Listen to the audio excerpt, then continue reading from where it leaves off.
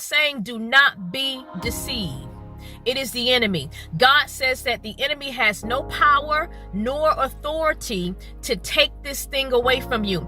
God says that he strategically made your harvest. He made your harvest according to the seeds that you planted in your previous season. He made the harvest to fit who you are. He made the harvest to be birthed out of you.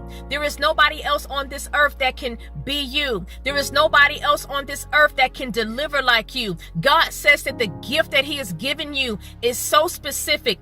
It is so special that only you, God says only you are the one that's going to be able to manifest these things that's coming from your harvest. God says that the enemy cannot touch what God himself has created for you. God says continue with the plan. God says continue. God says even though it looks like it's not going to go through, even though it looks like they're holding up the process, even though it looks like you're going to have to wait a couple more days, God says the reason why this is happening because he's trying to give you the best terms. He's trying to give you the best outcome. God says do not be dismayed. Yes, your harvest, it looks difficult. Yes, your harvest looks big. Yes, your harvest looks huge. Yes, your harvest looks scary, but God says that he has given you the grace. God says his grace is greater.